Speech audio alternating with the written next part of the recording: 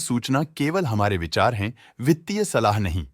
निर्णय लेने से पहले खुद शोध करें। किसी भी लाभ या हानि के लिए हम उत्तरदायी नहीं हैं।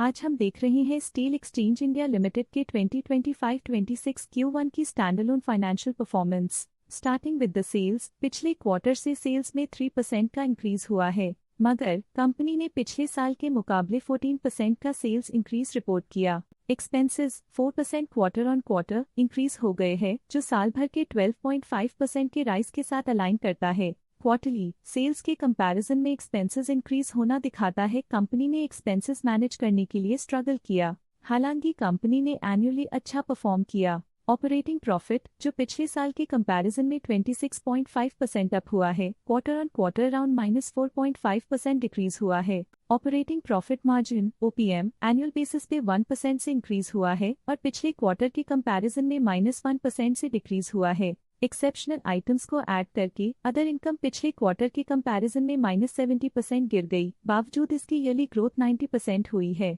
इंटरेस्ट एक्सपेंसेस पिछले क्वार्टर से -2% डाउन हुआ, लेकिन ईयर ओवर ईयर इंक्रीज 0% हुआ है। डिप्रिशिएशन कॉस्ट्स में 24.5% का क्लाइंब देखने को मिला और ईयरली बेसिस पे 22% का इंक्रीज देखा गया। प्रॉफिट बिफोर टैक्स एनुअली लगभग 3 गुना बढ़ा, लेकिन प्रीसीडिंग क्वार्टर से -58% डिक्रीज हुआ है और क्वार्टरली कंपनी ने 0% टैक्स पे किया है। नेट प्रॉफिट ने ईयर ऑन ईयर अप्रॉक्स 3 गुना की वृद्धि दिखाई, जो कंपनी के लिए प्रभावशाली परफॉर्मेंस रही। लेकिन लास्ट क्वार्टर से 115% का इंक्रीज हुआ है। इस क्वार्टर में कंपनी का परफॉर्मेंस काफी अच्छा रहा। वहीं अगर एनुअल एनालिसिस की बात करें तो इस साल कंपनी का परफॉर्मेंस काफी अच्छा था। अर्निंग्स पर शेयर EPS में साल भर में अप्रॉक्स 4.5 गुना का इजाफा देखा गया, जो कंपनी की आउटस्टैंडिंग परफॉर्मेंस को दिखाता है। साथ ही क्वार्टरली में EPS की अप्रॉक्स 2 गुना की बढ़ोतरी हुई, जो कंपनी की उम्दा परफॉर्मेंस को दिखाता है। इस क्वार्टर में कंपनी का EPS काफी अच्छा रहा। स्टील एक्सचेंज इंडिया लिमिटेड के फाइनेंशियल स्नैपशॉट को रिव्यू करते हुए कुछ मुख्य ट्रेंड्स सामने आए हैं, जो कंपनी की परफॉर्मेंस पे रोशनी डालते हैं।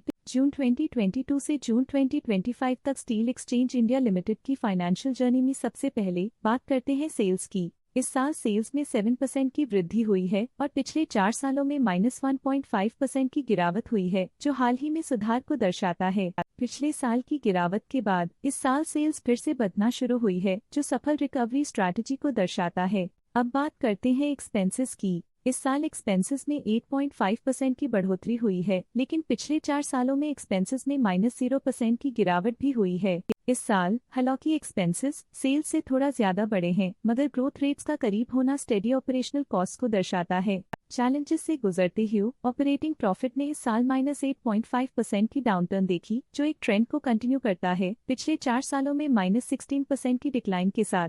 इस साल नेट प्रॉफिट में 78% की वृद्धि के साथ पिछले 4 सालों में -71% की गिरावट हुई है। एक अस्थायी गिरावट के बाद लगातार दूसरे साल नेट प्रॉफिट में वृद्धि हुई है, जो फाइनेंशियल लैंडस्केप में साइक्लिकल रिकवरी को दर्शाता है। इस साल EPS में 12% की वृद्धि हुई, हालांकि पिछले 4 सालों में -97% की गिरावट देखी गई है। एक अस्थायी सेटबैक के बाद EPS ने लगातार दूसरे साल अपनी अपवर्ड ट्रैजेक्टरी को जारी रखा है, जो कंपनी की वॉलेटाइल मार्केट्स में अडेप्टेबिलिटी को दर्शाता है। चलिए अब बात करते हैं शेयर होल्डिंग पैटर्न की। स्टील एक्सचेंज इंडिया की शेयर होल्डिंग रिपोर्ट्स कुछ इस प्रकार की हैं, जो अननोन 2025 के तक चलता है। ये रिपोर्ट कंपनी के शेयर्स की डिटेल्ड जानकारी देता है, जिसमें promoters, promoter groups, foreign investors, public investors और सरकारी एंटिटीज शामिल हैं। पब्लिक हेल्थ शेयर्स का परसेंटेज 2025 के में 44.85% से 2025 के में 44.83% तक डिक्रीज हो गया। इस डिक्रीज से साफ है कि इस टाइम पीरियड में कंपनी में पब्लिक का हिस्सा डिक्रीज हुआ है। जब कंपनी के शेयर्स का मैक्सिमम हिस्सा पब्लिक के पास होता है, तब ये माना जाता है कि कंपनी कमजोर हाथों में है, जो बाजार की अस्थिरता और स्पेक्युलेटिव ट्रेडिंग को इंडिकेट करता है। DII डोमेस्टिक इंस्टीट्यूशनल इन्वेस्टर्स ने अपना शेयर होल्डिंग 2025 में 1.27% से 2025 में 1.59% तक इंक्रीज किया।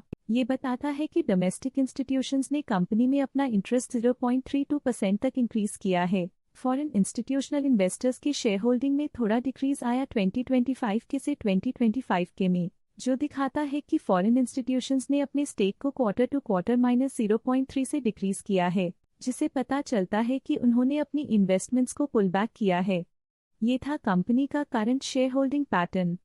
आज के लिए फाइनेंशियल सेक्टर में इतना ही। देखने के लिए धन्यवाद।